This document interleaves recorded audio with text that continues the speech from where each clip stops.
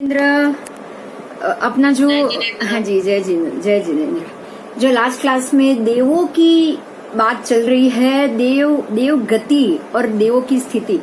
आपको पहले तो आज एक कॉमन चीज को हम पहले समझ लेते हैं कि इन सब चीजों को हमें क्यों जानना चाहिए। पहले तो ये प्रश्न आएगा कि ये सारी चीजों का नॉलेज हमें क्यों होना चाहिए। जैसे कि देवलोक में 2-2 हजार साल तक एक पिक्चर, जैसे हमारे यहाँ एक पिक्चर चलता है ना, वैसे वहाँ जो नाटक स्टेज शो या जैसा जो नाटक होता है ना, वो एक नाटक 2-2 हजार साल तक का होता है।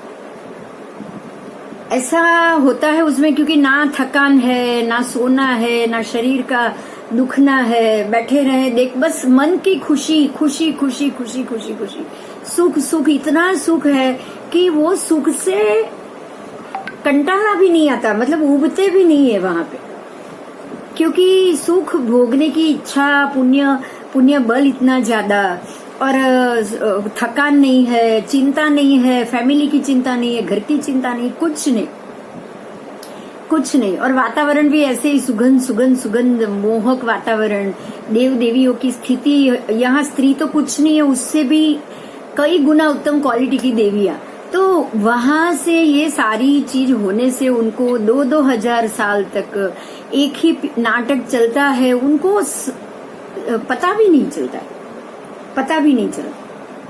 तो ये कारण है, हमें ये क्यों जानना चाहिए, क्योंकि पुण्य इकट्ठा किया होगा, ज्यादा परमात्मा की पूजा प्रभावना भी की होगी ना, धर्म की जितनी ज्यादा धर्म की पूजा प्रभावना भी की होगी, लेकिन दूसरा ये होगा कि मन से नहीं किया होगा। आप समझ रहे हो, आपने क्रिया के तौर पे बहुत सारा कर लिया होगा। ऐसा कहते हैं कि ब्रह्मचर्य के पालन करने वाले देवलोक में 90% देवलोक में जाते हैं। आज एक मुद्दा समझ लो, बहुत काम का मुद्दा है ये। 90% जो ब्रह्मचर्य का पालन करेंगे आजीवन, फिर वो विधवा ही क्यों ना हो।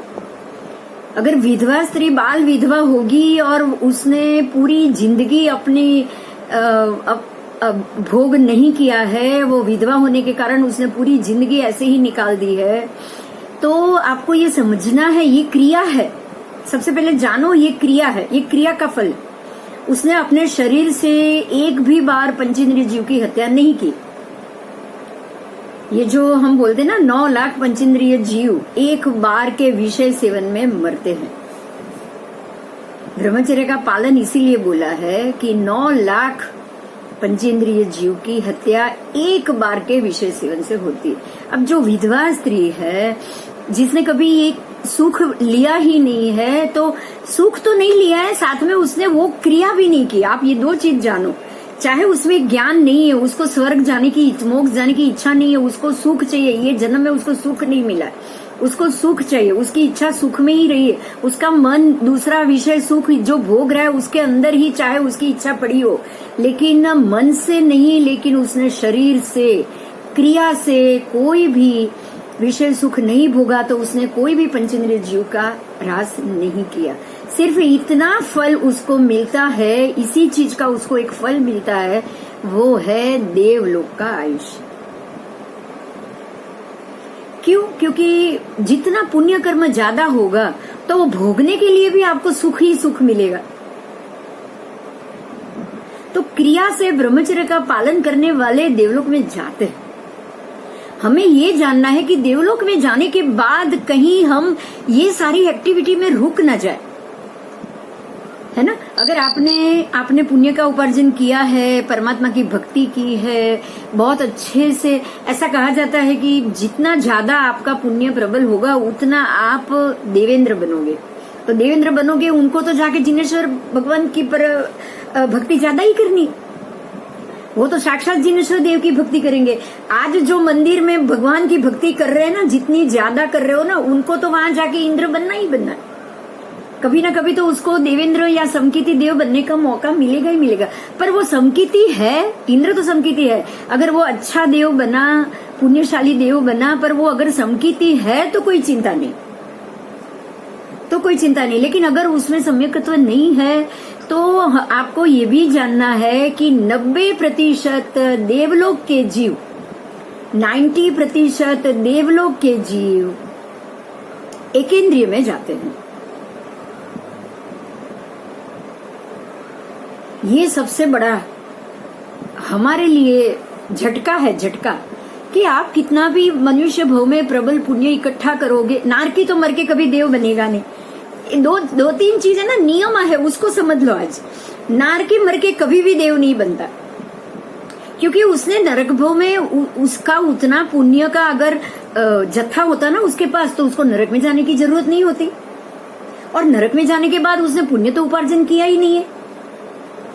नरक में जाने के बाद उसने पुण्य उपार्जन नहीं किया है, तो अब वो जाएगा कहाँ? या तिर्यंश में जाएगा या मनुष्य में जाएगा। और देव भी मर के देव होगा नहीं। आप देव मर के भी देव बने हो तो देव मर के भी वापस देव नहीं हो सकता, क्योंकि देव बन के उसने सारा पुण्य खत्म कर लिया। अब वो वापस देव तो बनेगा नहीं, उसको वापस जाना कहाँ है? या तो तिर्यंश में जाना है या मनुष्य में जाना। तो सीधा गणित है यहाँ पे, बिल्कुल सीधा। वो आपके आत्मा पे लगे कर्म के हिसाब से आप जाओगे। आप अगर समकीति हो तो जो भी कर्म आपने देवलोक में, चाहे आपके सामने अप्सराएं भी क्यों ना आई हो, अगर आप समकीति हो तो आप ये जानोगे कि ये सारा भोग सिर्फ मेरे पुण्य के आधार पे मुझे मिला है, तो मुझे इसके अंदर से अपने आप को विरक्त रखना है। अगर आप सम्यकदर्शी हो, अगर आप ये जानते हो कि ये सारा सुख दुख का ही कारण होगा, भविष्य में मेरे लिए ये दुख का ही कारण होगा, तो वो वहां से निकल जाएगा। सभी जो मनुष्य भव में अपने पिछले भव को वो देख पाए, वो तो देख पाते, वो देखेगा कि मैंने पिछले भव में क्या क्या काम किए। मैंने ये मंदिर में ज्यादा, मैं शंखेश्वर ज्यादा गया हूँ, मैं पालीताना ज्यादा गया हूँ। अगर आपने ये भव में ये ज्यादा किया ना, तो देव बनने के बाद भी आप वहीं पे ही जाओगे।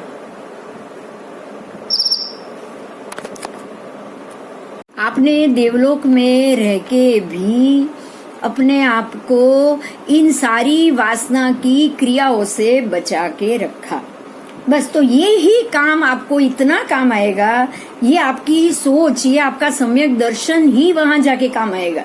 वहां जाके पुण्य काम नहीं आता है, आपका सम्यक दर्शन काम आता है। इस चीज को आप जरूर याद रखो। वो सम्यक दर्शन आपको अभी ये जन्म में पता होना चाहिए कि ये जन्म में अगर मैं जितना हो सके उतना सम्यक दर्शन बचा के रखूं, मैं मेरा सम्यक दर्शन बचा के रखूं ना, तो ही मैं देवलोक में जाके सुखी हो पाऊंगा। अगर आपने फिर नरक भी क्यों ना हो, नरक में क्यों ना हो, अगर जिनका सम्यक दर्शन बचा हुआ है, जो सम्यक दर्शी है, उसको तो नरक की भी चिंता ही नहीं है। वो ये सोचेगा ही नहीं कि मैं नरक में गया या नरक के पाप मुझे तकलीफ में आया। अगर नरक में से मैं तिर्यंश में जा रहा हूँ, उसको तो डर ही नहीं है बिल्कुल। जो सम्यकदर्शी है उसको तो बिल्कुल डर नहीं। वो तो सोच रहा है सामने से भी मैं जाऊं और मेरे कर्म कपाटे हो। तो आपको मेरी एक ही बात बतानी यहाँ जरूरी है, क्योंकि अब आप देवलोक के देवों के वैभव पढ़ रहे हो, आप वो पढ़ने जा रहे हो।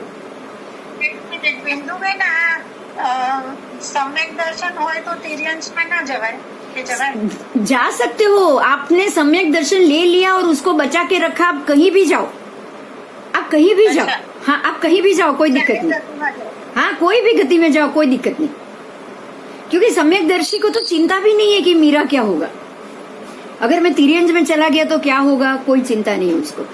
अगर आपने ये मान लिया कि मैंने अगर आने वाले भव की चिंता नहीं की तो मेरे आत्मा पे बहुत सारे कर्म लग सकते हैं। अगर आपने ये मान लिया ना, ये मानना ही सम्यक दर्शन। दर्शनावरणी, आपको पता है दर्शन का अर्थ ही है कि मानना। पर आप मानते क्यों नहीं? क्योंकि आपको भव प्रभव की मान्यता नहीं है। आप तो यही मानने के लिए तैयार नहीं कि जो परमात्मा कह के गए हैं या जो परमात्मा हुए हैं, ये बात भी ये मानने के लिए तैयार नहीं है। तो अगर ये मानने के लिए भी आप वहां से भगा दोगे कि भाई जा तू, मुझे तेरी जरूरत नहीं है, मुझे तेरी जरूरत नहीं है। ज्यादा एजुकेटेड या ऐसे अगर कहीं एजुकेशन ले लिया और ये ले लिया ना, अगर ज्यादा मिल गया ना, मान लो कि महीने के 2 लाख 5 लाख पगार भी हो गया ना, फिर तो और तकलीफ, फिर तो और परेशानी। क्योंकि अब उसमें अहंकार भी बढ़ जाएगा, उसमें मान भी बढ़ जाएगा। वो ये सोचेगा कि मेरे जैसे नसीब वाला या मेरे जैसा भाग्यशाली और मेरे जैसा खाने पीने वाला इंसान तो दुनिया में कोई है ही नहीं। तो क्रोध, मान, माया, सारी चीज आ गई, सारी चीज आ गई। क्योंकि ये सारी चीज आने से सबसे पहले क्रोध आएगा। क्रोध कैसे आएगा? सामने वाले व्यक्ति को आप तुच्छ समझोगे, जो बताने आएगा कि भाई तू डर, थोड़ा डर, यहाँ से बाद में भगवान को मुंह दिखाना है, तो सबसे पहले गुस्सा आएगा। कैसा भगवान? कौन भगवान? मैं किसी भगवान को नहीं मानता। ऐसा होता है, ऐसा होता है। तो ये सोच लेकर, ऐसी मनस्थिति लेकर अगर आप देवलोक चले गए, तो अब हम पढ़ेंगे देवलोक की संपत्ति, उसकी स्थिति, उसका पुण्य, वो पुण्य भोगना किस प्रकार से है और वो पुण्य का उदय किस प्रकार से, वो सारी चीज अब हम पढ़ेंगे। आओ, अभी मैं जा रही हूँ प्रेजेंटेशन में। देवों की तथाविध भव प्रत्ययिक संपत्ति। देखिए, इसमें ये शब्द में ही बहुत सारी चीज है। देवों की विविध प्रकार की। अच्छा अच्छा अच्छा, सारू કર્યું કહ્યું। एक मिनिट, हाँ, एक मिनट, हाँ। ये मुझे आपको ये बताना इसलिए जरूरी था कि अब अगर हम देवों की स्थिति और उसके पुण्य को अगर जाने ना, तो हमको ये पता होना चाहिए कि यही चीज हमको खत्म कर जाएगी, हमें मालूम भी नहीं पड़ेगी। ठीक है, अभी मैं शुरू करूं। दिख रहा है? हाँ जी, हाँ हाँ दिख रहा है। हाँ हाँ। तो देवों की तथाविध भव प्रत्ययिक संपत्ति। देखिए, आपको यहाँ ध्यान देना है। भव प्रत्ययिक मतलब जो देवता अपने भव के प्रत्ययिक, उनको जो देव भव मिला है, जिस स्थान का देव भव मिला है, क्योंकि देवों में भी 4 स्थान है अलग अलग, तो जो स्थान का देव भव मिला है वहां पे उनके हाथ में क्या क्या संपत्ति होती है। चलो ठीक है, उसको हम समझते हैं कि देवों का जन्म मनुष्य आदि के जन्म की तरह गर्भावास में रहकर नहीं होता। उसको 9 महीने का गर्भ नहीं बनता। उनकी उत्पत्ति मतलब उनके माता पिता भी नहीं होते। वहां पे माता पिता, पत्नी, ये कोई व्यवहार नहीं होता। लेकिन देवलोक में देवों का जो जन्म स्थान है, जिसे उपपात सभा कही जाती है, मतलब जो एक स्थान होता है जहाँ पर देवों का जन्म होता है, ये सभा को, मतलब वो बहुत बड़ा हॉल जैसा होगा महल का, उसको उपपात सभा कहा जाता है। ठीक है, उपपात का मतलब उत्पत्ति। तो ये सभा में वस्त्र से आच्छादित, मतलब वो वस्त्र के सहित ही जन्म लेते। विविध प्रकार की शैयाएं होती है, सारे शैयाएं वस्त्र से आच्छादित है। पर्दे जैसा होगा एक शैया और दूसरे शैया के बीच में, जहाँ देव उत्पन्न होते हैं। इतना ही नहीं, मनुष्य की तरह उन्हें बाल्यावस्था, किशोरावस्था, युवावस्था और वृद्धावस्था जैसी कोई भी अवस्था नहीं आती। देवों का चाहे 32 सागरोपम का आयुष्य ही क्यों ना हो, वो 32 सागरोपम के समय में वो जैसे जन्मे थे वैसे ही रहते हैं अंतिम समय तक। कोई भी बीच की अवस्था हमारे में, जैसे बालक, किशोर, वृद्ध, युवा, ऐसा कोई अवस्था नहीं आती। वहां उत्पन्न होने के बाद एक ही अंतर मुहूर्त में, मतलब सिर्फ 48 मिनट में, वहां पर जैसे ही उत्पन्न होंगे, सभी 6 की 6 पर्याप्ति पूर्ण करके युवान और तरुण अवस्था वाले सीधे शैया पे सोए हुए देव मिलेंगे। सीधे वो जो शैया होती है ना, फूलों की होती है, उसके ऊपर फूल बिछाए हुए होते हैं, तो सीधे वहां पे लंबे जो भी उनका शरीर होगा, जो भी अवगाना का वो शरीर प्राप्त 48 मिनट में ऐसे ही डायरेक्ट सीधे देव बिल्कुल युवा तरुण अवस्था वाले शैया में ही उत्पन्न हो जाते। यह अवस्था जीवन पर्यंत रहती है। जन्म के बाद पूर्वोत्पन्न देव उन्हें स्नान कराने के लिए, मतलब अब ये इनका जन्म हुआ है, तो जो पूर्व में जो देव बने हुए हैं ना, इनसे पहले जो देव होते हैं ना, वो उनको स्नान कराने के लिए लेके जाते हैं। पहला स्नान, जन्म के बाद पहला स्नान होता है वहां भी। तो आगे जो देव जन्मे ना, वो उनको ले जाते। कहाँ ले जाएंगे? अभिषेक सभा, वो जो स्नानागार है उनका, वहां पर नाम है अभिषेक सभा। तो पहले उपपात सभा में जन्म हुआ, अब वहां से अभिषेक सभा में जाके उन्होंने स्नान किया। स्नानादि क्रिया पूर्ण हो गई, अब अलंकार सभा में लेके जाते हैं। अलंकार सभा, यहाँ उनके लिए बहुत सारे अलंकार होते हैं, स्थित होते हैं, जहाँ देव सुंदर वस्त्र, दिव्य वस्त्र तथा उत्तम श्रेष्ठ अलंकार उनको पहनाया जाता है। अब यहाँ देव को सारे वस्त्र, दूसरे दिव्य वस्त्र, अलंकार, ये सारी चीज पहनाई जाती। इस प्रकार वहां से चौथी व्यवसाय सभा में ले जाया जाता है। अब इनको व्यवसाय सभा में ले जाया गया है। क्यों? क्योंकि ये अभी अभी तो जन्मे हैं, इनको तो यहाँ की कोई रीति पता नहीं है। तो व्यवसाय सभा में ले जाकर वहाँ विशाल पुस्तक भंडार है, वहाँ बहुत सारी पुस्तकें होती है। इस भंडार को उनके आगे खोल दिया जाता है और उसको पढ़ के देवलोक के योग्य विधि, नियम, आचार, परंपरा, स्वकर्तव्य एवं उनके सारे फर्ज, वो पूरा ज्ञान उनको वहीं से मिलता है। मतलब इनको भी ज्ञान लेना पड़ता है कि मैं जहाँ पर मैंने जन्म लिया है वहाँ क्या विधि है, क्या नियम है, वहाँ क्या आचार है, मैं क्या कर सकता हूँ, क्या नहीं कर सकता हूँ, मेरे ऊपर कौन से रिस्ट्रिक्शन है, ये सारी चीज उनके सामने पढ़ाई के रूप में आ जाती है। अब उसके बाद कार्य के निर्णय तय करते, मतलब अब उनको क्या काम करना है, अब उनको काम बताया जाता है। तो व्यवसाय सभा से निकल के नंदा नामक बावड़ी है, उसमें वापस उनको स्नान कराते और नंदा बावड़ी में फिर से स्नान कराते और प्रचुर भक्ति पूर्वक अब वो जिन पूजा करते। जिन पूजा मतलब वहाँ जो देवलोक में जो भी अपने जो शाश्वत जिनबीम और शाश्वत जिनालय होते हैं ना, वहां पर वो जिन पूजा करते। तदनंतर उसके बाद जहाँ भोग उपभोग की अर्थात अशन पानादि की तथा मौज शौक की और देवांगनाओं के योग्य विषय उपभोग की संपूर्ण सामग्री उनके लिए तैयार होती है। अब इतना हो गया, जिन पूजा कर ली। अब मैं यहाँ एक बात फिर से बताना चाहूंगी, जो थोड़ी देर पहले 1 मिनट के लिए मैं वापस ये बंद करती हूँ, आपके सामने आना चाहती हूँ। देखो, जो हमने जाना ना उसको फिर से यहाँ पे सुनो। आप यहाँ से ऊपर गए हो, मान लो कि आप सम्यक दृष्टि नहीं हो, तो होगा क्या पता है, स्नान वान ये सारा करने के बाद आपको जिन मंदिर, क्योंकि जिन मंदिर तो हर एक देवलोक में है ही, जिनालय और शाश्वत जिनबीम तो हर एक देवलोक में है।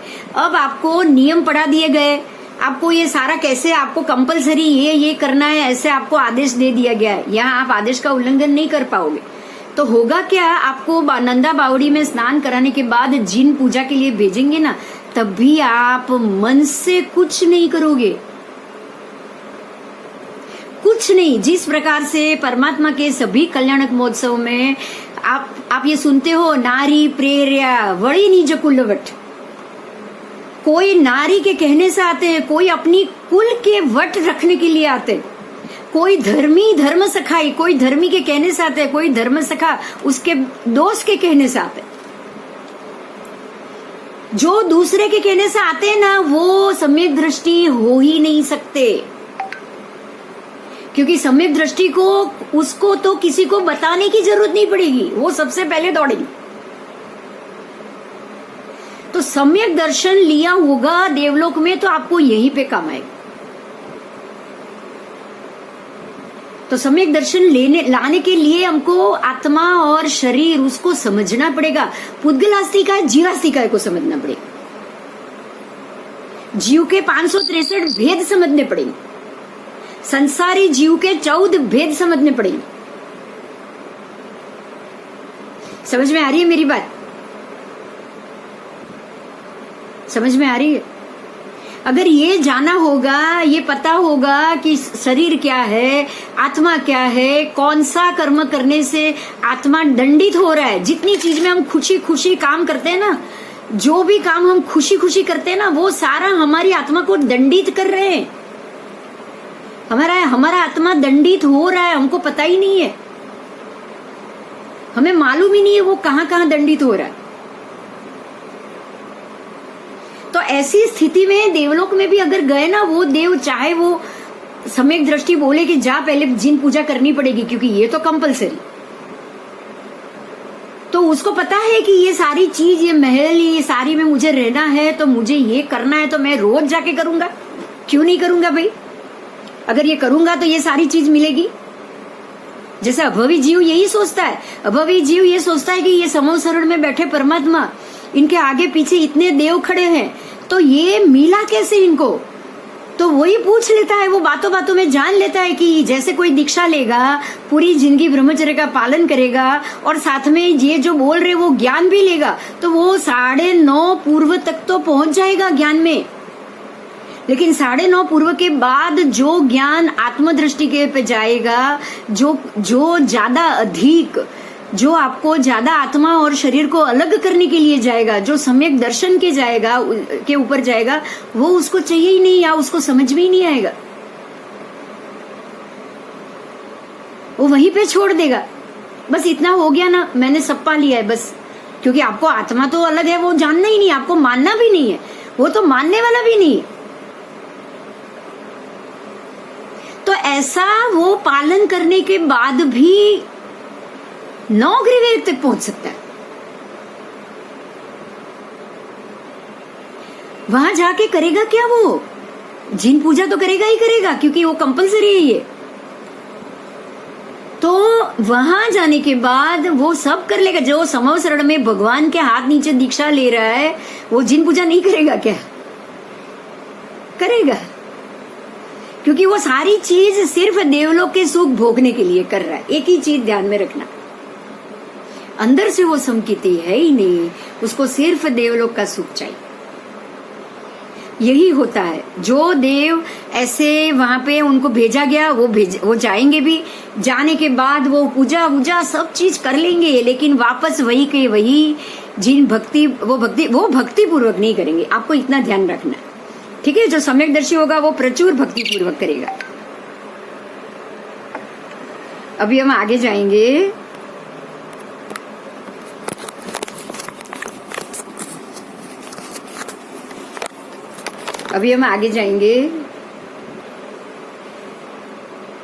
अब ये कहाँ जाएगा? जो भी पूजा पाठ और ये सब हो चुका है, अब ये उपभोग की सामग्री, अशन पान, मतलब खाना पीना, मौज शौक, देवांगना, अब वो वहां पे जाएगा, ये सारी जगह जाएगा। हर प्रकार के दिव्य भोग में लीन होकर अपना समय व्यतीत करते हैं।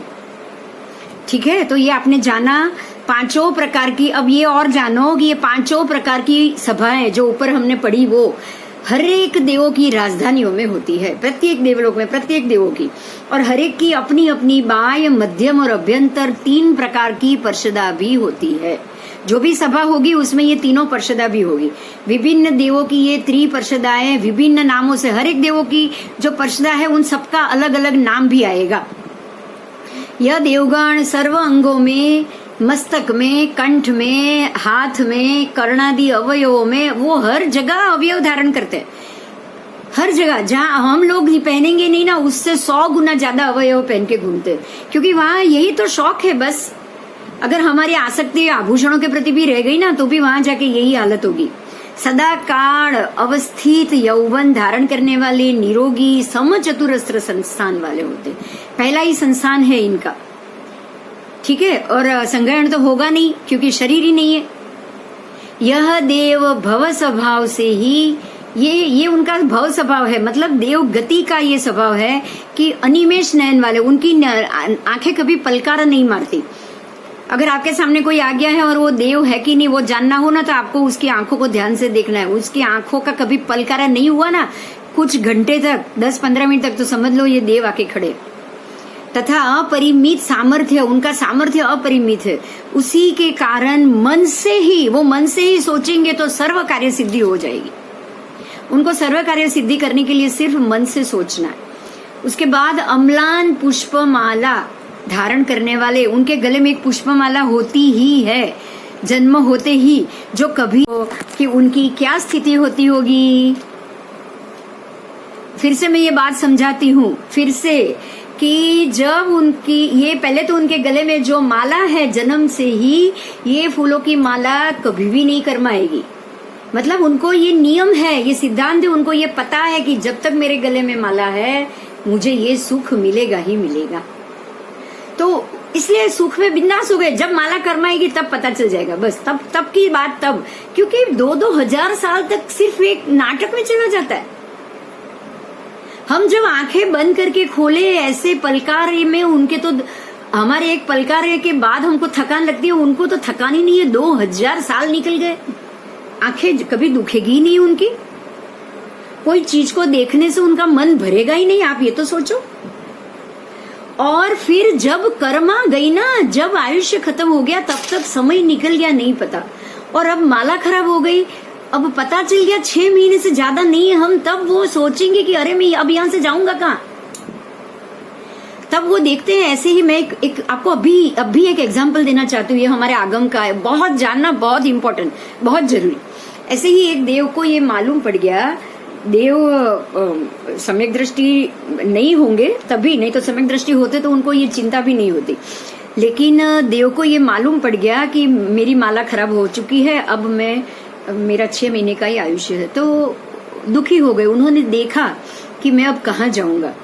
तो उन्होंने देखा कि अब मैं यहाँ से निकल के ये कुछ एरिया की पहाड़ी में बंदर बनने जा रहा हूँ। अब वो यहाँ से बंदर बनने वाले थे, उनका आने वाला भव बंदर का था, और वो पहाड़ी के बीच में, ये झाड़ी के बीच में वो जाने वाले थे। तो वहां गए, वो देव में ही गए। जैसे आपको पता हो, पार्श्वनाथ भगवान देखने आए थे अपने माता पिता कौन है, जब देव थे तब आए थे, और माँ के गोद में बैठ कर गए हैं। वो बालक बन के आए, वहां से बालक का रूप लिया, माँ की गोद में बैठे, और माँ को चेहरा देख के फिर वो चले गए कि आने वाले भव में मुझे इस माता के कोख से जन्म लेना, क्योंकि उनको पता चल गया। वो जब देवगति में 6 महीने पहले मालूम पड़ जाता है, जैसे उनको पता चल गया था, पार्श्वनाथ भगवान खुद नीचे आए थे देव के रूप में, और माँ के गोद में, वामा माता के गोद में भी बैठे, उनका चेहरा देखा, उनसे थोड़ी देर खेले और फिर चले गए। ऐसे ही ये देव को मालूम पड़ा कि मैं ये एरिया में बंदर बनूंगा, तो वो दुखी हो गए। फिर वो एक महात्मा के पास गए। उन्होंने, जैसे देव में एक आपको पता है कि देव, बहुत सारे देव केवली परमात्मा को क्वेश्चन करने जाते ही जाते हैं। देव बहुत जाते हैं केवली, क्योंकि वो जा सकते हैं, तो केवली भगवान को सवाल जवाब करते रहते हैं। तो ये देव भी गए और उन्होंने महात्मा से पूछा कि भाई मेरा आने वाला भव यहाँ पे है, मैं दुखी हो गया हूँ, अब मैं बंदर बनूंगा, इतना सारा देवलोक का सुख, अब मैं बंदर बनूंगा, अब मुझे क्या करना चाहिए, मुझे क्या करना चाहिए। महात्मा ने उनको एक रीत बताई। उन्होंने बोला भाई अब बंदर से तो आप 6 महीने के बाद बनोगे ही बनोगे, उससे तो आप मुक्त नहीं हो पाओगे, लेकिन मैं फिर भी आपको एक तरीका बताता हूँ, वो आप अभी कर सकते हो, वो आप जाके करके आओ। उन्होंने ये बताया। उन्होंने क्या तरीका बताया पता है? उन्होंने नवकार मंत्र लिख कर दिया। उन्होंने पूरा नवकार मंत्र लिख कर दिया और देव को बोला कि आप जो एरिया, जो पहाड़ी का एरिया जहां पर आप जन्म लेने वाले हो, आप वो पहाड़ी छोड़ के बाहर तो जाओगे नहीं। पहाड़ी का जो भी एरिया है वहीं पे आप रहोगे, बंदर बनने के बाद वो एरिया छोड़ के तो आप जाओगे नहीं। आप उसके हर एक पहाड़ी के कम से कम 2000 पत्थर के ऊपर जाके ये नवकार मंत्र लिख दो। आप अभी लिख सकते हो, आप अभी लिख सकते हो। 1 मिनट, आप अभी जाओ, अभी देव हो आप। उन्होंने कम से कम 2000 पत्थर के ऊपर, कि भाई जहां तक बंदर पहुंच पाए, ज्यादा ऊपर भी नहीं, जहां तक बंदर पहुंच पाए, कुदी लगा के बंदर जाए, आप उन्होंने सब जगह नवकार मंत्र लिखा। आपको पता है वो नवकार मंत्र लिखना ही 1000 2000 नवकार मंत्र लिखना ही, अगर देवलोक में आप नया पुण्य नहीं बांध सकते, लेकिन अगर किसी देव को 2000 नवकार मंत्र लिखना मिले तो इससे बड़ा पुण्य का काम कोई होता है क्या? वो पुण्य उनको अब तब नहीं चढ़ा होगा, लेकिन वो कब मिला? 6 महीने बाद जब बंदर होके जन्म लिया। बंदर छोटे से बड़ा होता है, और ये जो पुण्य था ना 2000 नवकार मंत्र लिखने का, वो पुण्य अब जागा। तो जब भी वो बंदर, जब भी वो लिखावट देखता था, वो सोच में पड़ जाता था कि मैं इसको जानता हूँ, मैं इसको जानता हूँ, ये मुझे पता है, ये मुझे पता है। ये वो जानता था कि ये बात मैं जानता हूँ, ये बात मैं जानता हूँ, ये बात मैं जानता हूँ। और ये जानने के बाद उसको खुद ही लगाता रहता है, पढ़ता रहता है, लगता रहता है, कूदता रहता है, पढ़ता रहता है। बाद में वो बंदर को वही पुण्य काम आया उसका जो संचित किया हुआ है 2000 नौकार मंत्र लिखने का, क्योंकि बंदर के भाव में तो उसने कोई पुण्य किया ही नहीं था। वो काम आया और उसको जाति स्मरण ज्ञान हुआ। जाति स्मरण ज्ञान जैसे चंड कौशिक को हुआ परमात्मा के सानिध्य से, वैसे ये बंदर को भी जाति स्मरण ज्ञान हुआ कि ये नौकार मंत्र है, ये मैंने ही लिखा है और मैं पिछले जन्म में ऐसा, मतलब उनको जब जिनको जाति स्मरण होता है ना, वो उनको अपनी पूर्व भव की जाति याद आ जाती और उसमें उन्होंने जो भी कर्म किया है वो सब याद आ जाता। उसके बाद तो वो भी सम्यकदर्शी और शांत होके, उस समय एकदम शांत होके उसने अपना ये भव खत्म किया। उसके बाद तो आगे आगे आगे उसको तो अच्छा ही मिलना है। ये प्रथम सीढ़ी होती है ना, जो पहली सीढ़ी होती है ना, ये होती है। आप कभी भी ये देख सकते हो। देखो, मैं अभी आपको बहुत सारे ऐसे एग्जाम्पल हुए वो मैं बताती हूँ। आपको कोई ये बोलेगा कि एक पोपट आके आदेश्वर दादा के शत्रुंजय के गभारे पे मंदिर पे रोज आता है और भगवान के पास आता है और दर्शन करके निकल जाता है, ऐसी बात भी हमने सुनी है पहले। ऐसा भी सुना है कि वो एक नेमनाथ भगवान की इतनी छोटी मूर्ति है, वो अगर आपको नहीं पता है तो आप जानो, वो है बाहर दूसरे अपने जो पालीताना के जो दूसरे तीसरे भगवान है ना, अपने जो मूल नायक दादा, वहां पे गोखले में इतने छोटे नेमनाथ भगवान है, इतने छोटे से। और कितनी बार पुजारियों ने ये बताया है कि जब भी वो मंदिर खोलते हैं ना, तो वो भगवान नेमनाथ भगवान की मूर्ति भगवान के हाथ के बीच में बैठी हुई मिलती। रात को कोई आके यहाँ आके उनको छोड़ जाता है। अब कौन देव आता होगा, क्या आता होगा, कुछ नहीं पता, पर मंगलिक करते हैं तब नहीं, दूसरे दिन सुबह खोलते हैं तो वो नेमनाथ दादा की प्रतिमा जी बड़े दादा के हाथ में जरूर मिलती। तो ऐसी जब घटना हो जाए, या फिर किसी मंदिर में सांप का रहना, धर्मेंद्र देव का आना और रहना, या फिर किसी कछुए का आके रहना, या फिर वो कलिकुंड, आपको पता है कलिकुंड तीर्थ, वन हाथी तिहा एका आवे, है ना, बड़ी सूंड प्रभु नवरावे, मतलब उनको पता है हाथी को जाति स्मरण ज्ञान हो चुका था और वो सूंड में पानी भर के आता था और एक जगह पर रोज खाली करता था। ये भी मैं आपको बताऊं, कोई जगह वहां पे कोई भगवान बाहर कुछ नहीं थे। ये जो कलिकुंड तीर्थ बना है ना, उसका इतिहास जानो। एक हाथी आता था, नदी में से पानी भर के सूंड में लाता था और वो एक जगह पर लाकर खाली करता था। वो रोज ये क्रिया करता था। तब किसी महात्मा ने ये देखा, रोज देखते थे, उन्होंने सोचा कि ये पानी भर के लाता है, ये जरूर सम्यक दृष्टि होना चाहिए, उसको कुछ पता है जो हम नहीं जानते।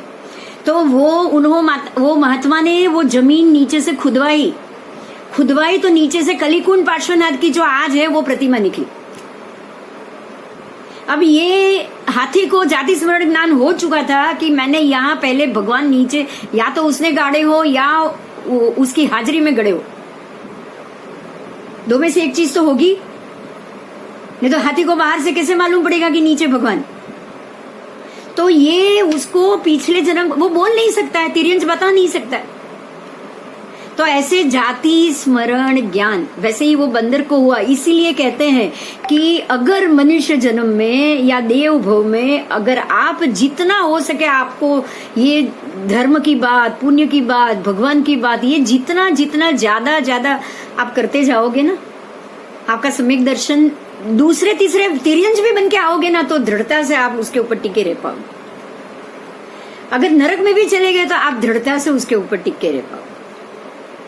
ठीक है, अभी हम आगे जाते हैं। ये पाठ बहुत जरूरी है क्योंकि देव गति में जाने के बाद अगर आपकी अवस्था भोग के अंदर रह गई ना, तो सारा जो मनुष्य भोग में जो पुण्य प्राप्त किया था वो आप देव भोग में जाके पूरा खत्म करके आ जाओगे।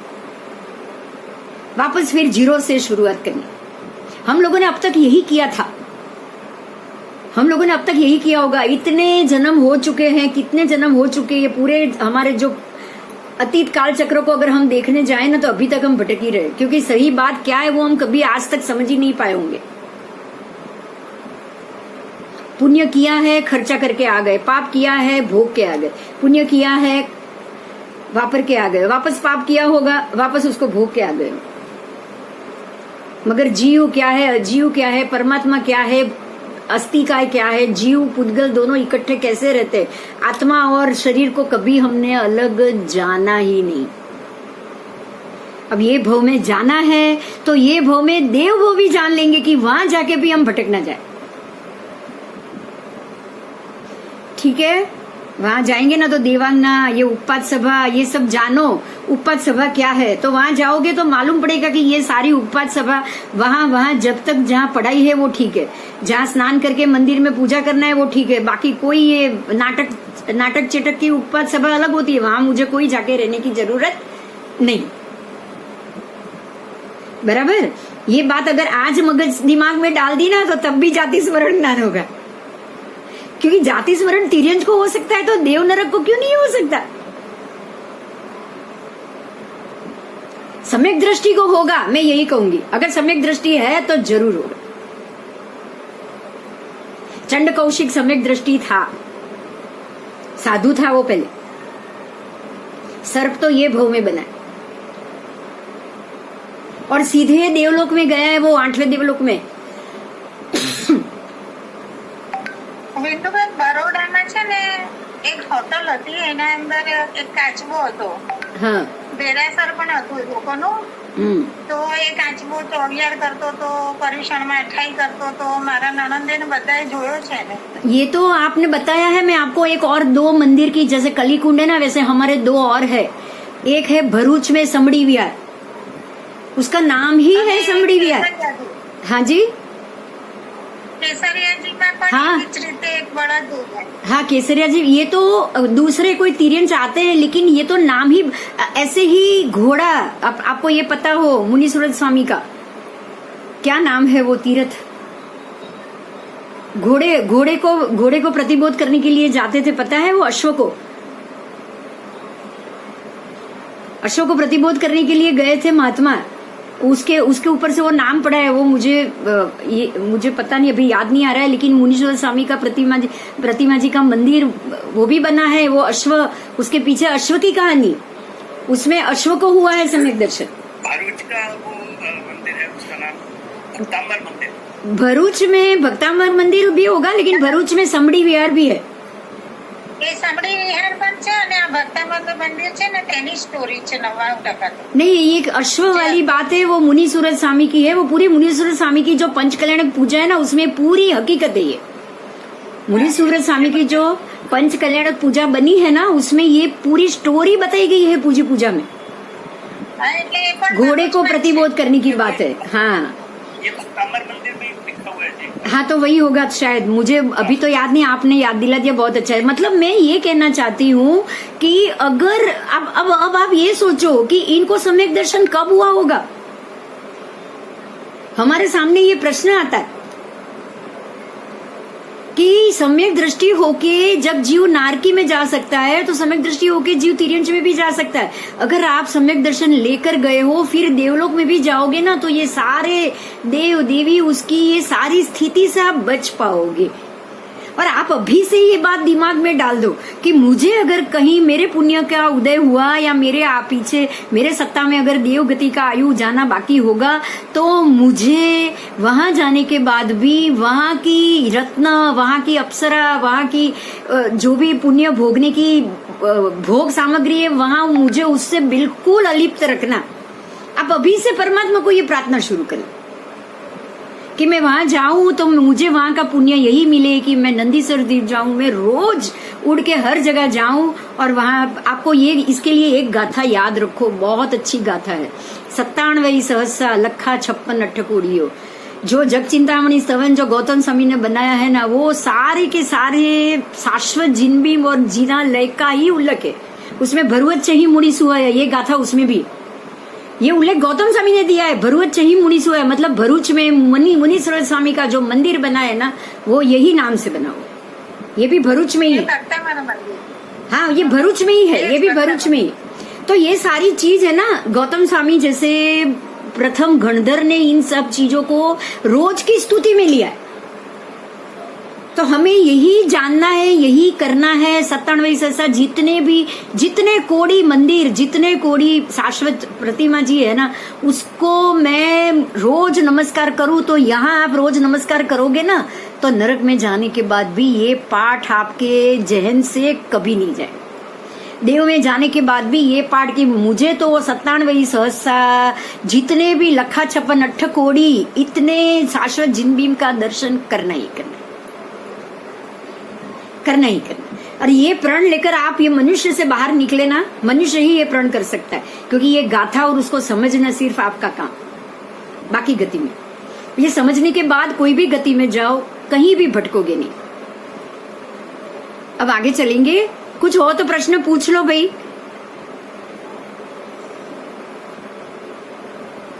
अभी एक नई चीज सीखोगे कि उनकी पहले तो आंखें बंद नहीं होती, पलका नहीं होती है, तो आपके सामने कोई पलकारा नहीं ले रहा है तो वो देव है, ऐसा भी आप समझ सकते हो। अब दूसरी एक चीज है कि उनके गले में पुष्पमाला होती है, वो भी अगर आपके सामने कोई आया तो वो पुष्पमाला के साथ ही आएगा, क्योंकि पुष्पमाला कभी देव निकाल नहीं सकते। उनकी आयु के समय में पुष्पमाला निकालना उनके लिए बिल्कुल निषेध है। तीसरी एक बात यह है कि जब वो जमीन पे आते हैं तो उनके चरण जमीन को स्पर्श नहीं करते।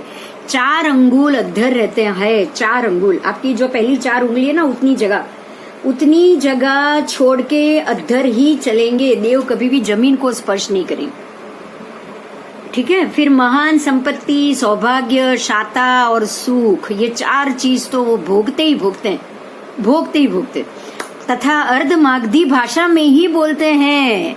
आप वो बोलेंगे ना तो आपको उनकी भाषा भी समझ में नहीं आएगी, क्योंकि अर्धमागधी भाषा हम नहीं समझते। तथा स्वकल्प अवस्था के अनुसार अपनी और अपने कल्प की व्यवस्था, उसके अनुसार विमान आदि के स्वामी बनने वाले, विकूर्णवनादि मतलब शरीर बढ़ाना घटाना, कहीं और जाना, ये सब चीज कर सकते और लब्धि को धारण करने वाले होते हैं। ये सारा जब संपत्ति, सौभाग्य, लब्धिधारी, भगवान की पूजा, देखो नीचे लिखे, ये सम्यक दृष्टि देव के लिए समझना है। मिथ्या दृष्टि अपने आराध्य देव की विधि उपयोग में लाते हैं, क्योंकि मिथ्या दृष्टि अगर वो अपना आराध्य देव अलग होगा तो उसकी लाएंगे, और वो भी नहीं होगा तो देव को ही नहीं मानेगा, लेकिन वो खाली पूजा करके भी मंदिर से बाहर आ जाएगा, क्योंकि जो नियम में करना है, नियम आदि तो वो करेगा ही करेगा। अब आओ फिर से देखिए, ये पिक्चर है, आपने ये पहले, मैंने शायद ये कर लिया है ना, हमने ये शिला का देख लिया है, देखा है ना।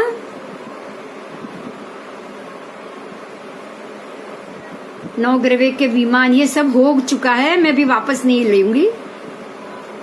अब आओ, वैमानिक देवलोक के विमानों का संख्या दर्शक यंत्र, उनकी कितनी संख्या है ये अलग है, जो आगे किया था उससे थोड़ा अलग है, तो इसको सुनो। 14 राजलोक रूप ब्रह्मांड में रहे मध्य लोक के ऊपर आए हुए ज्योतिष विमानों से असंख्यात योजन ऊपर जाने के बाद वैमानिक देवों के वैमानिक देवलोक, सौधर्मादि 12 देवलोक, 9 ग्रह, 5 अनुत्तर की शुरुआत होती है। इस प्रत्येक देवलोक में देवों के विमान कैसे और कितने हैं, ये जानने के लिए चलो देखते हैं। देखो, अभी जो विमान है ना, इसमें आंकड़े तो आपको याद रखने की जरूरत नहीं, वो तो आप कभी भी किताब में देखोगे, लेकिन आप एक चीज को जरूर याद रखो कि विमान के आकार कैसे। देखो, त्रिकोण में भी है, चतुष्कोण भी है, गोल वृत्त भी है, आवली का गद भी है, एक के बाद एक ऐसे, और पुष्पावकीर्ण मतलब अलग अलग रखे हुए भी है। तो ये 5 प्रकार के विमान आपको अलग अलग मिलेंगे, और उसकी सर्व संख्या अंत में लिखी है कि पहले दूसरे देवलोक में 32, पहले में 32 लाख, दूसरे में 28 लाख। जैसे जैसे एक देवलोक ऊपर जाओगे उसकी संख्या घटती जाएगी, हर चीज घटती जाएगी, हर एक चीज घटती जाएगी। आओ, जैसे जैसे ऊपर जाओगे ना, लेकिन विमान और ये सब तो है ही, अनुत्तर के तो 5 जो विमान है वही है। अब आपको यहाँ समझना क्या है पता है, आपको एक चीज मैं और समझाती हूँ। सनत कुमार देवलोक तो एक ही है, लेकिन वहां विमान कितने, 12 लाख। ईशान देवलोक, सौधर्म देवलोक तो एक ही है, यहाँ 32 लाख विमान है, बराबर। ऐसे 8, 9, 10, 11, 12 देवलोक तो एक ही है, पर 300, 400 विमान। अब आओ 9 ग्रह, 1, 2, 3 विमान तो उसका एक ही होगा, एक ग्रह का विमान एक ही है, लेकिन वहां 111 दूसरे विमान, तो नवग्रहवेयक तक दूसरे विमान है, अनुत्तर में कोई भी विमान नहीं। समझ में आई मेरी बात? अनुत्तर में अनुत्तर का ही 5 अनुत्तर है, तो हर एक का जो एक विमान है वही विमान है। वहां देवलोक बाकी के देवों के लिए कोई विमान नहीं। तो आपको ये जानना है कि अनुत्तर देवलोक के सिवा सभी देवलोक में देवलोक के अलावा भी विमान की संख्या होती है। बात समझ में आई मेरी? बात समझ में आ गई आपको? नवग्रहवेयक तक देवलोक का अपना एक विमान अलग और वहां विमान की दूसरे विमानों की संख्या अलग। लेकिन अनुत्तर ही ऐसा विमान है जहां पे जो अनुत्तर का विमान है वही विमान है, बाकी कोई विमान नहीं। ना त्रिकोण, ना गोल, ना ये कुछ नहीं। ओके?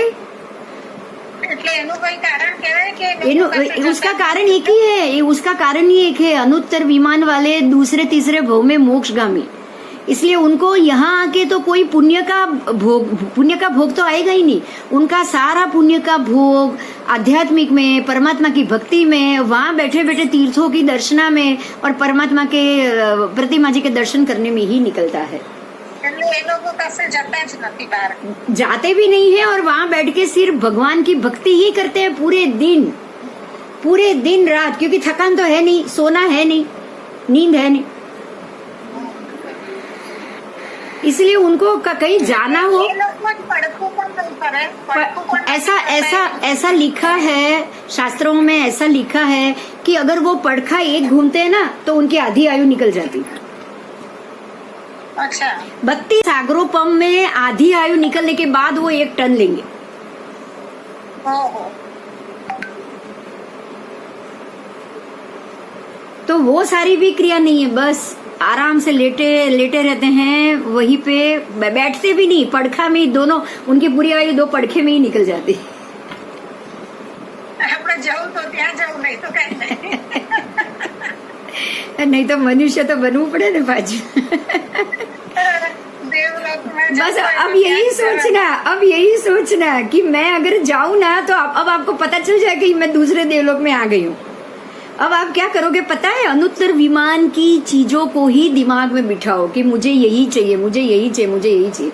आपको चाहिए वो, चाहे आपको आपके कर्म के अलग के हिसाब से अगर आपको दूसरे देवलोक में भी जाना पड़े ना, तब आप ये सोचोगे कि ये देवलोक तो अनुत्तर विमान का जैसा नहीं है ना, तो ये मेरे काम का नहीं। आपने एक बात दिमाग में बिठा दी ना कि मेरे काम का देवलोक सिर्फ अनुत्तर है, इतनी बात आप अभी दिमाग में बिठा दी, तो कहीं दूसरी भी जगह गए ना तो वो पुण्य का मन भोग करने का आपका मन ही नहीं करेगा। नहीं करेगा, आप उससे बच के रहोगे। अब आगे आओ, बस ये कुल विमान हो गए। अब देखो ये 9 ग्रहवेयक के नाम है। सुदर्शन, सुप्रतिबद्ध, मनोरम, फिर सर्वतोभद्र, विशाल, सुमन, सौमनस, प्रीतिकर और नंदीकर, ये 9 उसके विमान के आकार और उसके नाम है। अब आओ इसके बारे में हम पढ़ेंगे। 9 ग्रहवेयक के 9 विमान कल्पातीत देवों के शास्त्रों में 2 प्रकार बताए हैं। अब आप 12 देवलोक को भूल जाओ, अभी सिर्फ ग्रहवेयक और अनुत्तर के बारे में ही हम पढ़ेंगे। ये जो अभी तक जो आपने पढ़ा था ना, सारी उत्पाद सभाएं, सारी क्रिया, सारा व्यवहार, वो 12 देवलोक तक थे। 9 ग्रहवेयक, अब आप 9 ग्रहवेयक के आचार और उसकी बात जानोगे। कल्पातीत देवों को शास्त्रों में 2 प्रकार है, ग्रहवेयक, अनुत्तर। इस ग्रहवेयक विमान के 9 प्रकार है। ग्रहवेयक का तात्पर्य क्या है? तो जो गले का भाग हो, तो ये विमान पूरे 14 राजलोक के पुरुष के गले के भाग में है और गला को ग्रीवा कहा गया है। वहां पे 9 विमान स्थित होने से उनको 9 ग्रहवेयक, 9 ग्रीवा यानी कि 9 ग्रहवेयक कहा गया है। ठीक है। और ये आभूषण होता है ना, गले में आप क्या पहनते हो? आभूषण पहनते हो। और गले में अगर इतने 9 विमान है तो हम ये बोलेंगे ये बहुत बड़ा अच्छा सा पेंडेंट है इनके लिए, लोक पुरुष के लिए, इसलिए उसको आभूषण रूप ग्रहवेयक कहा गया है। ठीक है। तो ये 9 ग्रहवेयक खड़े किए दंड की तरह एक के ऊपर एक स्थित है। 9 ग्रहवेयक खड़े किए दंड की तरह एक के ऊपर एक स्थित है। ग्रेवयोको का अन्य ग्रंथकार इसको 3 विभागों में, देखो जैसे ये जो विभाग आए ना, किसी ने ऐसा बताया है, किसी ने कहा ये एक लाइन से 1 से 9, तो 2 ग्रंथों में इसके 2 अलग अलग विभाग है। अब हम तब करेंगे, कोई भी विवाद में अभी नहीं जाएंगे, जब ऊपर जाके देखेंगे तब तय कर ले। बराबर, आपके दिमाग में ये बात रखना, ताकि ऊपर जाओ तो आप नवग्रह के विमान ढूंढने जाओ कि भाई हमने तो ऐसा भी पढ़ा था, ऐसा भी पढ़ा था, तो ये है कैसा। अब जो सीधे कहते हैं उनमें तो एक के बाद एक आएगा, लेकिन जो 9 3 3 3 के रेशे में जो 9 बोल रहे हैं ना, उसमें नीचे के 3 विमान को अधहस्तन विमान, उसके मध्यम को मध्यम 3 विमान, और उसके ऊपर को ऊपरी तन 3 विमान, ऐसे शब्द से परिचय किया गया है। 9 ग्रह के कुल 318 विमान। अब 9 के भी अंदर के विमान अलग है, उसके अंदर के विमान अलग है। वो गोल, उसमें 68 गोल, 84 त्रिकोण, 72 चौरस, 13 पुष्प वकीर्ण रूप में है। 1 2 3 4 प्रकार के विमान यहाँ हुए। उसमें प्रथम आध्यात्रिक में 35 40 वो सारा अलग अलग किया है, वो नंबर में नहीं बोल रही हूँ अभी। तीनों में उन्होंने अलग अलग ये इसको डिवाइड कर लिया है, वो आपको बुक से मिल जाएगा। नवग्रह का जघन्य आयु क्या है? अब यहाँ जो देव जन्म लेते हैं उसका जघन्य से आयु 22 सागरोपम प्रमाण कहा है, और उत्कृष्ट से आयु 23 सागरोपम प्रमाण का। जघन्य से 22 है, उत्कृष्ट से 23। एक बार मुझे लग रहा है हमको ये क्वेश्चन किया था ना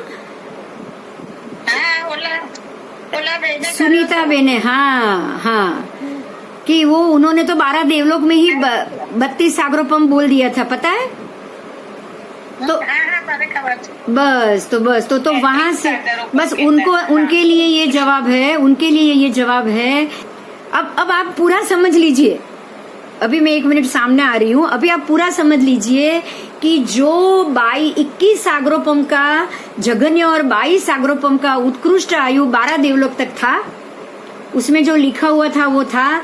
अब उसके ऊपर पहला ग्रहवेक आया, तो पहले ग्रहवेक का जघन्य 22 हो जाएगा, उत्कृष्ट 23 हो जाएगा। उसके बाद हर एक को आपको एक एक बढ़ाना है। दूसरे में 23 करना है, तीसरे में 24, 5वें में 25, 6वें में 27, 8वें में 28, 9वें में 29 और 30। इस प्रकार से आप एक एक सागरोपम 9 ग्रहवेक में बढ़ाते जाओगे। बराबर? એમને 33 સાગરોપમ કીધું તો उत्कृष्ट પણ અહીંયા 31 જ છે। नहीं, 31 જ છે। उन्होंने तो 12 देवलोक में 33 सागरोपम बोल दिया था। अच्छा, 12 ही देवलोक। अब तो इसकी तो बात ही नहीं हुई थी। हमने आगे 12 देवलोक में ही 20 और 22 पढ़े थे ना। હા, એ તમે 22 જ કહેતા હતા ત્યારે મને પણ ડાઉટ પડ્યો તો કે અમે 33 સાંભળ્યું છે। हाँ, तो बस आपको सिर्फ यहाँ जानना है। देखो कभी कभी होता क्या है पता है, हमको नहीं मालूम होता है। हमने एक बार सुन लिया, हमने उसको ही मन में अंकित करके रख लिया। बरोबर છે। तो उन्होंने जो सुना वो देवलोक का उत्कृष्ट आयु था, मतलब अंतिम देवलोक का उत्कृष्ट। तो नीचे से तो धीरे धीरे ही बढ़ेगा। अब उनके लिए ये जवाब है, अगर वो है नहीं, मगर वो जो कह रहे थे ना वो जवाब अभी आ रहा है। अब हम आगे जाएंगे, इस बात को अभी हम आगे लेंगे कि 9वें अंतिम 9वां ग्रहवेक का जघन्य आयु 30 सागरोपम और उत्कृष्ट आयु 31 सागरोपम होगा। बराबर है, मतलब बीच में 2 से 8 तक विमानों की आयु एक बढ़ेगी। अब आओ, ग्रहवेक के सर्व देवों का अस्तित्व अहम इंद्रत्व को प्राप्त होता है। अब ग्रहवेक के सभी देव अहम इंद्र है, तो यहाँ अहम इंद्र है इसलिए उनके विमान भी है और उनके यहाँ पे सामानिक और ये सब देव भी है। क्योंकि इंद्र खुद तो कहीं जाएंगे नहीं, खुद तो अपना काम करेंगे नहीं, इनको जाना तो है ही नहीं कहीं भी, लेकिन खुद का काम भी तो उनको करना है ना। तो यहाँ इनको अहम इंद्रत्व प्राप्त हुआ है, तो यहाँ इनके 303 विमान भी बताए गए हैं अंदर के, और वो 303 विमान बाकी के सामानिक देवों के, उनके नीचे के जो भी देव देवी होंगे उनके होंगे। यहाँ पर एक ही स्वरूप है, यहाँ कोई भी स्वामी सेवक भाव होता नहीं। यहाँ सबके सब इंद्र है, सबके सब इंद्र है, लेकिन विमान की संख्या जरूर ज्यादा है। आपको ये चीज को ध्यान में रखना है। अब आगे आओ। 9 ग्रह के अंदर बसने वाले जीव देव संपूर्ण विषय सेवन से भी रहित होते हैं। इनका विषय सेवन संपूर्ण 0 है। तो आप ये समझो कि जो जो व्यक्ति ने मनुष्य भव में अपने आप को संपूर्ण रूप से मन से, वचन से, काया से, तीनों से ब्रह्मचारी बनाया होगा ना, वो ही 9 ग्रह तक पहुंच पाएगा। क्योंकि यहाँ चाहे अभवी भी पहुंच जाए, उसको भी विषय सेवन से रहित ही होना पड़ेगा, क्योंकि वो उत्कृष्ट चारित्र पालन करता है। अब एक बात ये समझो कि यहाँ पे अभवी जीव कैसे गया। आपको ये जानना है कि उसने उत्कृष्ट चारित्र पालन किया, उसने संपूर्ण रूप से ब्रह्मचर्य का भी पालन किया है, मन वचन काया से भी, और माखी की पांख, जंतु की पांख जैसे भी उसने किसी भी जंतु को पीड़ा नहीं पहुंचाई। तो उत्कृष्ट रूप से क्रिया, फिर उसमें भाव, आपकी इच्छा तो होगी, लेकिन समझदारी से नहीं, सम्यक दृष्टि नहीं, सिर्फ सुख भोगने की इच्छा होने के कारण उसको ये फल मिलता है।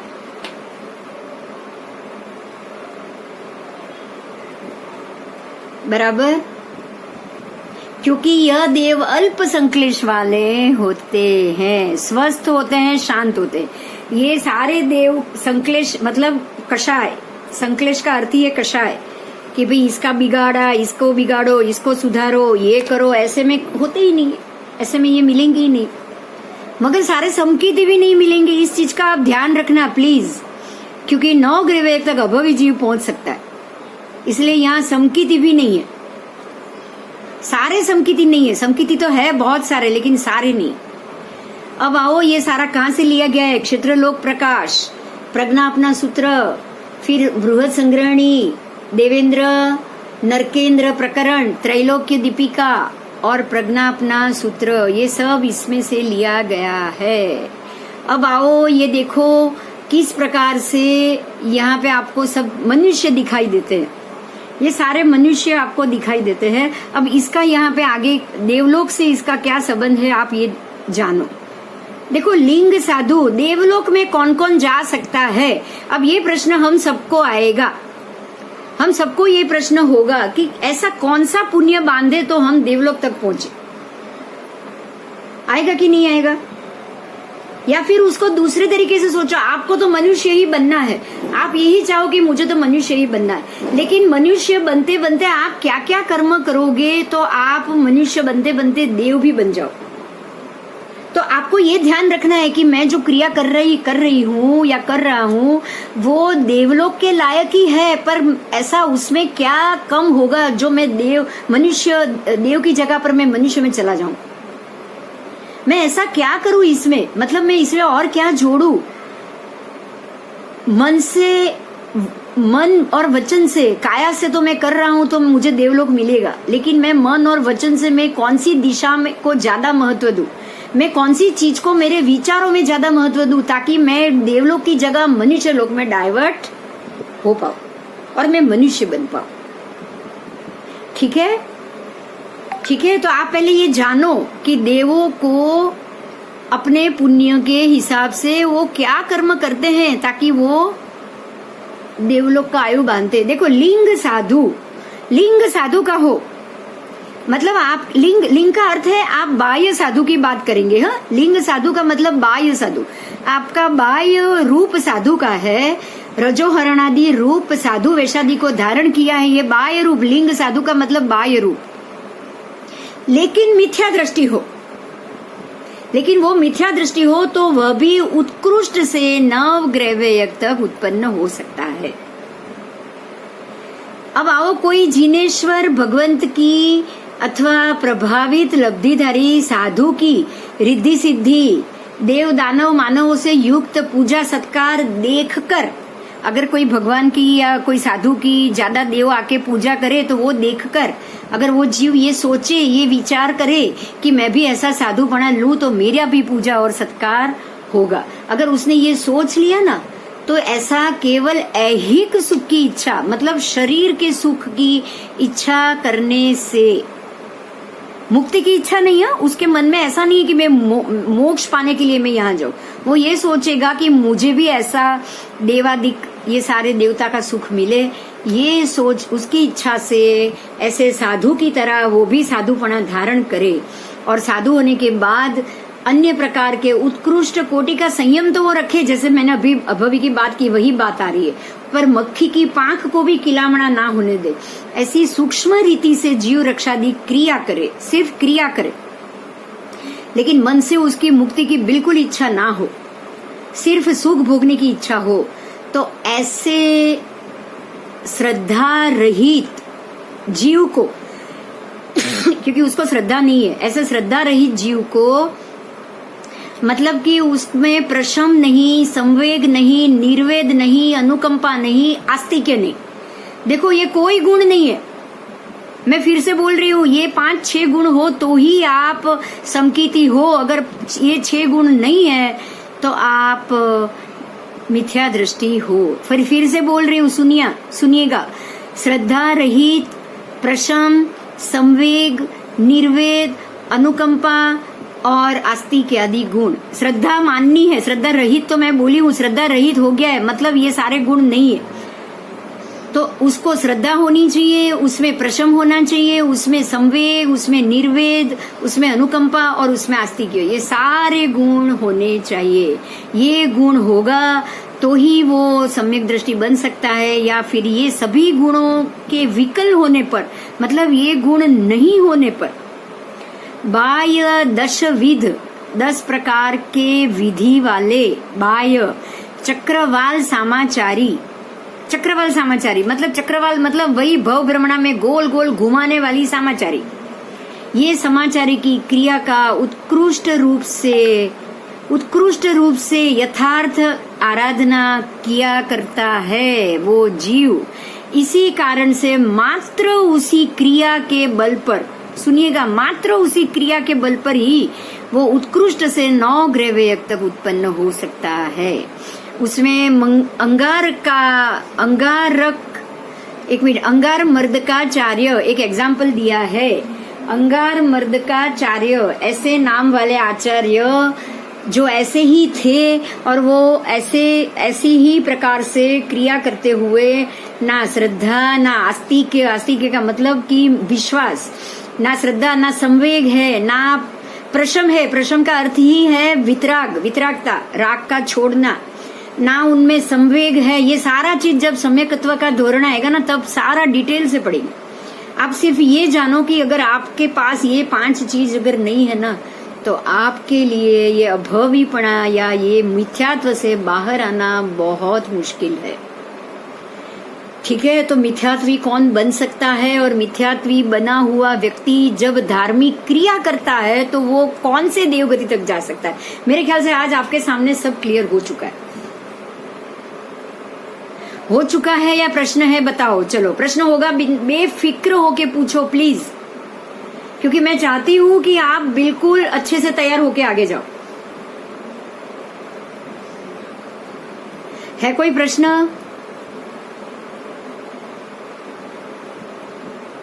अभी एक बार पढ़ना पड़ेगा बिंदु बहन। हाँ, कोई बात नहीं, वहाँ कोई क्वेश्चन नहीं, क्वेरी नहीं है ना, बस इतना ही। आपके मन में भी अगर कोई होगा कि मैंने ऐसा जाना था, यही जैसे आपने ये शब्द बोले ना, ये शब्दों को जरा ध्यान से। हाँ, कोई बात नहीं, हाँ, कोई बात नहीं। मैं अभी आपको वही 5 शब्दों की एक लाइन में रूपरेखा मैं आपको अभी दे देती हूँ। ठीक है, आओ देखो, श्रद्धा रहित होना, तो प्रशम का अर्थ है शमन, अच्छी तरह से शमन करना, अच्छी तरह से क्रोध मान माया लोभ को शांत करना, तो वो शांत करना ही सम्यक दर्शन है। उसके बाद संवेग का मतलब एक चीज, आपने श्रद्धा तो कर ली, लेकिन श्रद्धा में भी कहीं से भी अगर आपको ना समझ में आए ना तो भी प्रचंड श्रद्धा, मतलब पूरा विश्वास। मुझे नहीं समझ में आ रहा है कोई बात नहीं, लेकिन जो परमात्मा ने कहा है वही सच है। उसके बाद निर्वेद, मतलब ये वेद में मुझे नहीं आना है, ये स्त्री वेद, ये पुरुष वेद, उसकी इच्छा नहीं करनी है, वो मुझे चाहिए ही नहीं। मुझे स्त्री नहीं बनना है, मुझे पुरुष नहीं बनना है, मुझे निर्वेदी बनना है। निर्वेदी कौन है? सिद्ध भगवान। वहां सिद्धगति में कोई स्त्री पुरुष है ही नहीं, सारे के सारे निर्वेदी आत्मा है। निर्वेदी कौन है? आत्मा है। फिर अनुकंपा, अनुकंपा मतलब दया मेरे अंदर होनी चाहिए, दानशील तप भाव। दया, जिसके ऊपर दया होगी वहां पर दान करोगे, उसको ही दान कर पाओगे। अगर दया है तो ही दान कर पाओगे। अगर दया है तो शील का अनुकंपा है तो शील का पालन कर पाओगे, क्योंकि शील का पालन ही आपको 9 लाख पंचेंद्रिय जीवों की हिंसा से बचाएगा। तो आपको शील का पालन इसीलिए करना है कि एक बार के संभोग से 9 लाख जीव मरते हैं, उसको बचाने के लिए उसका पालन करना है। तो अनुकंपा है तो ही आप उसको बचा पाओगे। वो 9 लाख जीवों के प्रति अनुकंपा आएगी तो ही आप ब्रह्मचर्य का पालन कर पाओगे। उसके बाद आस्तिक आदि, इसलिए समझो कि जो सम्यक दर्शन आ गया ना तो ब्रह्मचर्य सबसे पहले आना चाहिए। ब्रह्मचर्य की इच्छा आई, ब्रह्मचर्य की इच्छा भी इसलिए आनी चाहिए कि मुझे ये जीवों के को नष्ट होने से बचाना है, मुझे ये जीवों की हिंसा करने से बचना है, तो ही फायदा है उसका, नहीं तो सम्यक दर्शन नहीं है। आस्तिक आदि गुण, आस्तिक मतलब श्रद्धा, जो परमात्मा ने कहा है वो मुझे पता है, वही सच है बस।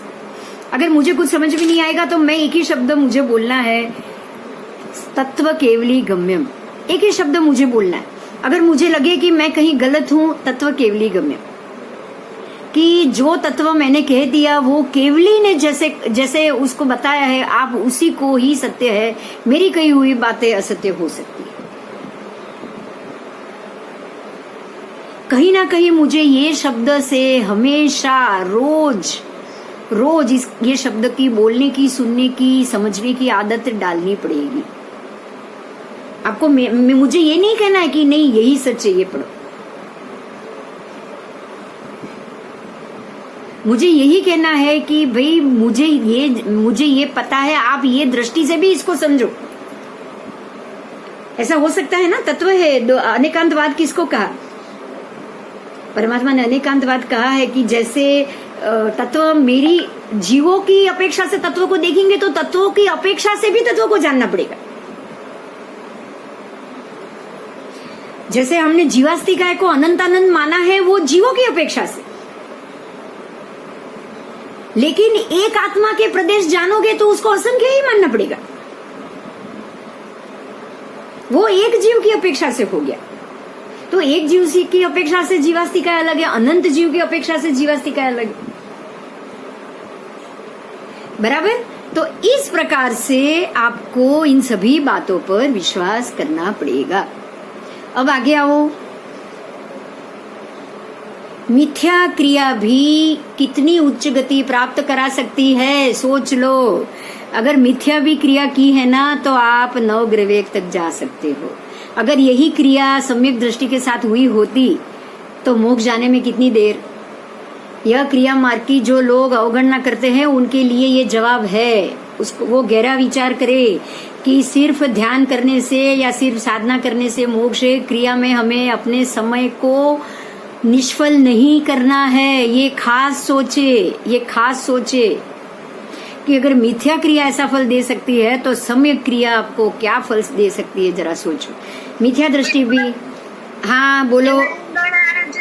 सम्यक दृष्टि जीवो पण होय ने मिथ्यात्वी पण होय, बरोबर। नवग्रह में दोनों होता है, दोनों। बस अभी वही आ रहा है, उसी में और विगत उसी બધું થાય પણ એ લોકોને પેલા આમ શાંત તો હોય જ ને એ લોકો। नहीं, पर आप मिथ्या दृष्टि हो ये ना करे है ना। मिथ्या दृष्टि एक ही वो मिलेगा, सम्यक ही ज्यादा मिलेगी। अच्छा, ओके, कोई हाँ, वो तो उत्कृष्ट से मिथ्या दृष्टि मिल सकता है, जगन्य तो सम्यक दृष्टि ही मिलेंगे। देखो वो शब्द आया था, हाँ। उत्कृष्ट से मिल सकता है, मतलब ऐसा सोच सकते हो कि हो सकता है, पर है ही ऐसा नहीं मानना है। બરોબર છે. હા હા बार बार जाएगा ऐसा नहीं मानना है. બરોબર છે. हाँ, आगे चलेंगे. मिथ्या दृष्टि भी नवग्रह वेग तक उत्पन्न हो सकता है. तो ये मिथ्या दृष्टि अर्थात क्या? तो मिथ्या दृष्टि, मिथ्यात्व होनी है. देखो उसको कुछ शब्दों में समझाया है, सुनो. या फिर मिथ्या दृष्टि अगले क्लास में ले. आपको कोई प्रश्न करना हो तो कर पाओ. मिथ्या दृष्टि अगले क्लास में ही लेते हैं, बराबर? હા હા क्योंकि आप उसको समझना भी पड़ेगा और आप उसमें कोई प्रश्न करना हो तो वो भी कर पाओ. अभी जो सम्यक दर्शन माना, यो 5 चीज जानी है, आज पूरा 2 दिन उसको मन में रटो और अपने आप को ढूंढो कि मुझे यहाँ से कहीं पर भी, जैसे निर्वेदी, मुझे मेरे स्त्री वेद या पुरुष वेद की इच्छा तभी जाएगी जब ब्रह्मचर्य का पालन तो ही ब्रह्मचर्य का पालन आएगा. आप ये चीज को ध्यान देना. अगर वेद की इच्छा मन से नहीं गई है ना, निर्वेदीपना की तरफ जाने का मन नहीं हुआ है ना, तो ब्रह्मचर्य का पालन मन से कभी नहीं आ सकता.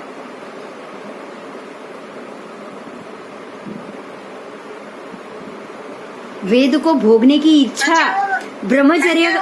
મને આ બિંદુબેન મને ખ્યાલ આવ્યો છે એટલે હું પછી ભગવાનના દર્શન કરાવું છું. हाँ, ओके ओके, करावी दे. बस બધા દર્શન કરી લે. કોઈ પ્રશ્ન है? બિંદુબેન हाँ बोलो વાત શેર કર बोलो. કરાઈએ. हाँ દેખાય છે? हाँ, देखाया देखाया. દર્શન થાય છે. हम सबको बैठे बैठे भगवान के दर्शन हो गए ना. कया भगवान छे? कया? शांतिनाथ दादा. सरस सरस सरस. आज शांतिनाथ दादा के दर्शन हो गए.